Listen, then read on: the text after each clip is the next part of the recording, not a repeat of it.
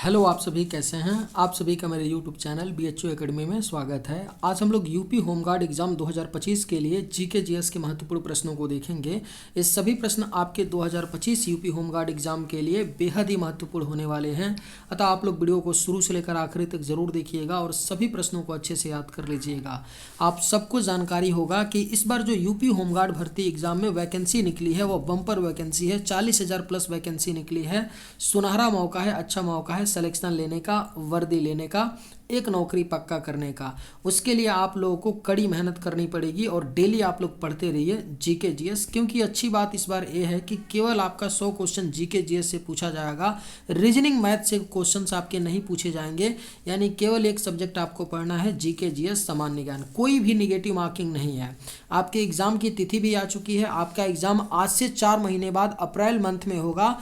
25, 26 और 27 अप्रैल को आपकी यूपी होमगार्ड एग्ज़ाम परीक्षा आयोजित की जाएगी। तो टाइम आपके पास केवल 4 महीने बचे हैं।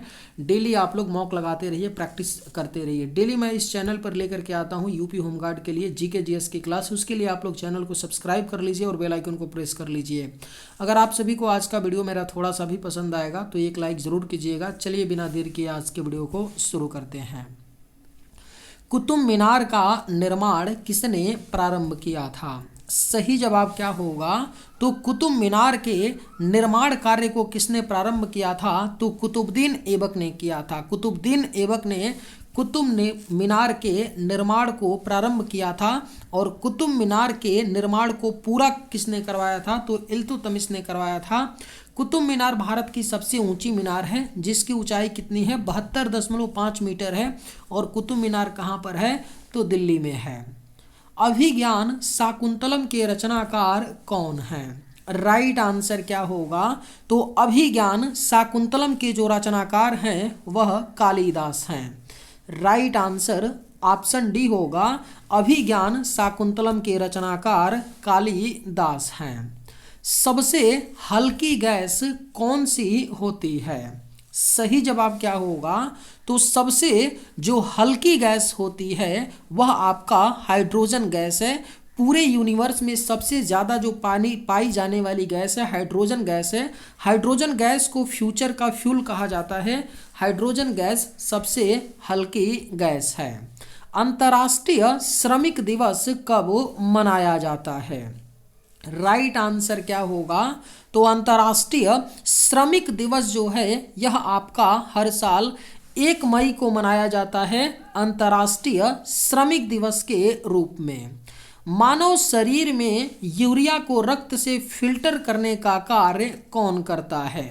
ऑप्शंस हैं यकृत, गुर्दे, हृदय या फेफड़े। सही जवाब क्या होगा?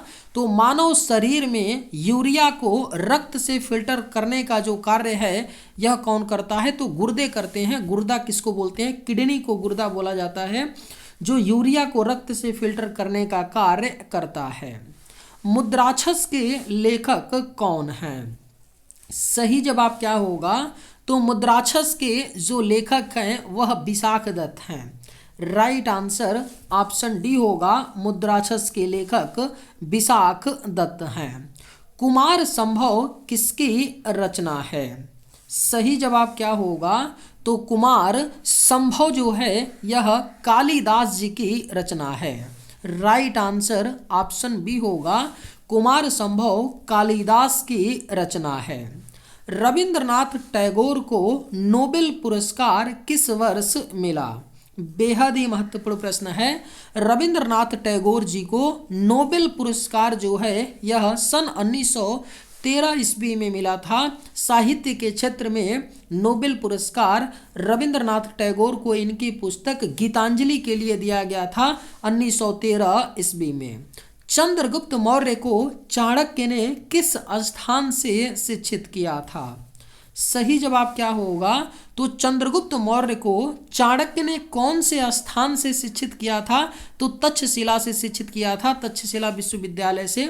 चाणक्य जो था तक्षशिला का एक शिक्षक था जिसने चंद्रगुप्त मौर्य को तक्षशिला से ही शिक्षित किया था। विद्युत बल्ब में कौन सी गैस भरी जाती है? अगर आप लोगों को ये वीडियो पसंद आए तो एक लाइक ज़रूर कीजिएगा और अगर आप लोग इस चैनल पे नए होंगे तो सब्सक्राइब भी कर लीजिएगा ताकि इसी तरह का वीडियो सबसे पहले आप तक पहुंचता रहे। विद्युत बल्ब में कौन सी गैस भरी जाती है? तो यह आपका आर्गन गैस है। आर्गन गैस विद्युत बल्ब में भरी जाती है। भारत का शोक किस नदी को कहा जाता है? सही जवाब क्या होगा? तो भारत का शोक जो है कौन से नदी को कहा जाता है? तो यह आपका कर्मनाशा नदी है। कर्मनाशा नदी को भारत का शोक कहा जाता है। कामसूत्र के लेखक कौन हैं? सही जवाब क्या होगा? तो कामसूत्र के जो लेखक हैं वह वात्स्यायन हैं। वात्स्यायन क्या हैं? कामसूत्र के लेखक हैं। पानीपत का द्वितीय युद्ध कब हुआ था? राइट आंसर क्या होगा?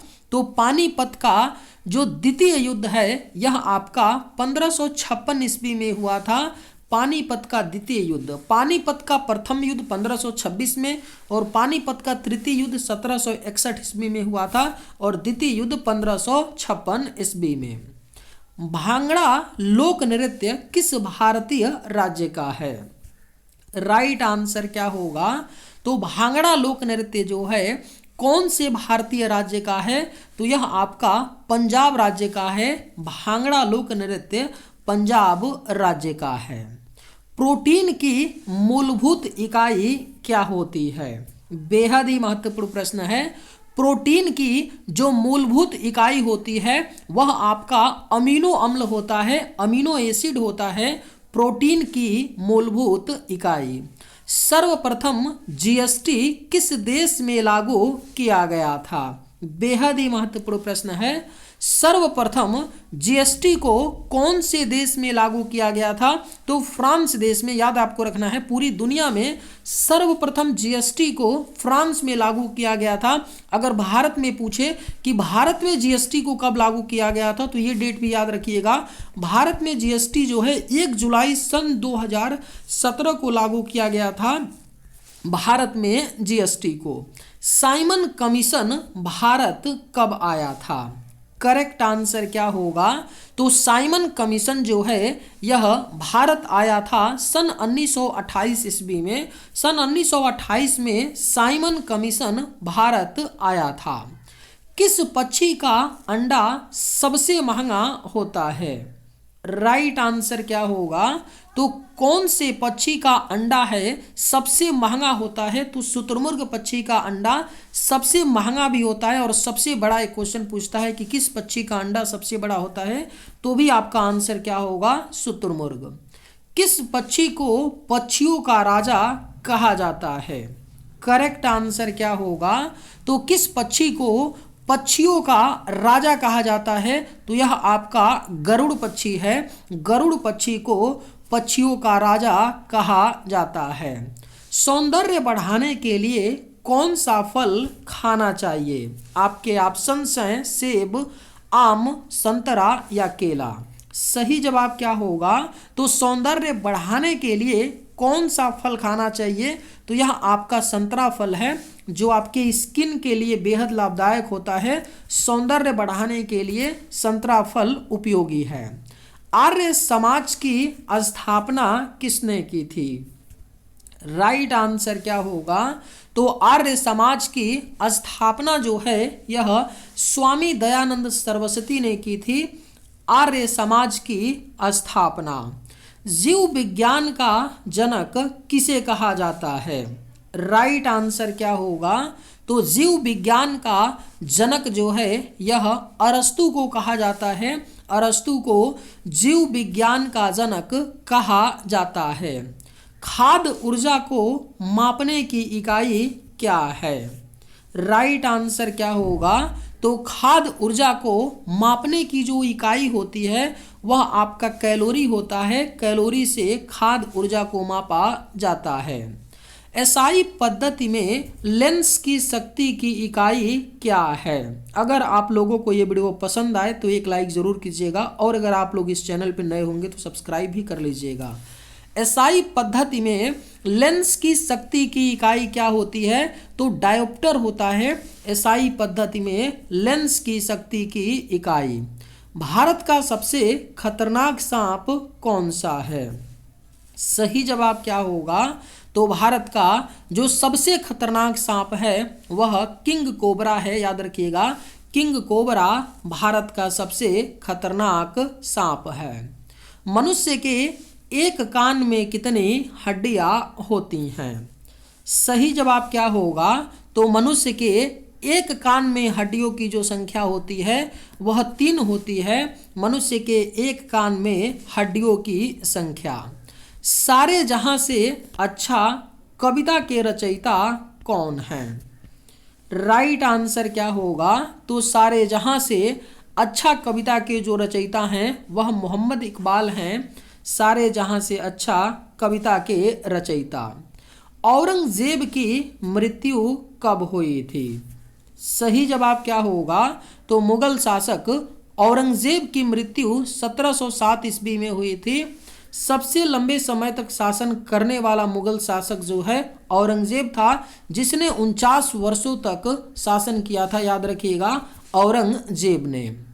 कोशिका भित्ति का प्रमुख अवयव क्या है? ऑप्शंस हैं ग्लूकोज, वसा, प्रोटीन या सेलुलोज। सही जवाब क्या होगा? तो कोशिका भित्ति का जो प्रमुख अवयव है वो क्या होता है? तो सेलुलोज होता है कोशिका भित्ति का प्रमुख अवयव। चाय की खेती के लिए कौन सा राज्य मशहूर है? करेक्ट आंसर क्या होगा? तो चाय की खेती के लिए भारत का कौन सा राज्य मशहूर है? तो यह आपका असम राज्य है जो चाय की खेती के लिए मशहूर है। इनमें से किसने हुमायूंनामा लिखा था? राइट आंसर क्या होगा? तो इनमें से किसने हुमायूंनामा को लिखा था? तो यह गुलबदन बेगम ने हुमायूंनामा को लिखा था। ताशकंद समझौता किन दो देशों के बीच हुआ था? सही जवाब क्या होगा? तो ताशकंद समझौता जो है यह भारत और पाकिस्तान के बीच हुआ था। भारत और पाकिस्तान के बीच सन 1966 ईस्वी में ताशकंद समझौता हुआ था भारत पाक के बीच। दिल्ली सल्तनत का संस्थापक कौन था? करेक्ट आंसर क्या होगा? तो दिल्ली सल्तनत का जो संस्थापक था वह कुतुबुद्दीन ऐबक था। कुतुबुद्दीन ऐबक दिल्ली सल्तनत का संस्थापक था। नीति आयोग का पदेन अध्यक्ष कौन होता है? बेहद ही महत्वपूर्ण प्रश्न है।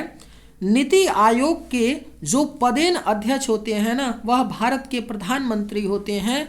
नीति आयोग के पदेन अध्यक्ष। नीति आयोग की स्थापना 2015 में हुई थी, जिसने योजना आयोग का स्थान लिया। गदर पार्टी के संस्थापक कौन थे? सही जवाब क्या होगा? तो गदर पार्टी के जो संस्थापक थे वह लाला हरदयाल थे। लाला हरदयाल गदर पार्टी के संस्थापक थे। निम्नलिखित में से सबसे छोटी कोशिका है? राइट आंसर क्या होगा?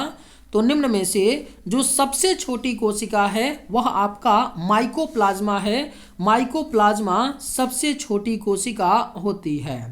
निम्न में से किस महाद्वीप का क्षेत्रफल सबसे कम है? करेक्ट आंसर क्या होगा? तो निम्न में से कौन से महाद्वीप का क्षेत्रफल जो है सबसे कम है? तो यह आपका ऑस्ट्रेलिया महाद्वीप है। ऑस्ट्रेलिया महाद्वीप का क्षेत्रफल सबसे कम है। विश्व की सबसे बड़ी मीठे जल की झील है? सही जवाब क्या होगा? तो विश्व की जो सबसे बड़ी मीठे जल की झील है वह आपका सुपीरियर झील है। विश्व की सबसे बड़ी मीठे जल की झील। सिंधु घाटी सभ्यता का बंदरगाह कहाँ पर था? बेहद ही महत्वपूर्ण प्रश्न है। सिंधु घाटी सभ्यता का जो बंदरगाह था वह लोथल में था। लोथल अगर वर्तमान में बात करें तो भारत के गुजरात राज्य में पड़ता है, जो सिंधु घाटी सभ्यता का प्रमुख बंदरगाह था। बराक नदी या सुरमा नदी किस देश में बहती है? सही जवाब क्या होगा? तो बराक नदी जो है यह आपका पड़ोसी देश बांग्लादेश में बहती है, बराक नदी। Right answer option D. चलिए आज के वीडियो में बस इतना ही। अगर आप सभी को ये वीडियो पसंद आए तो एक लाइक ज़रूर कीजिएगा। थैंक्स।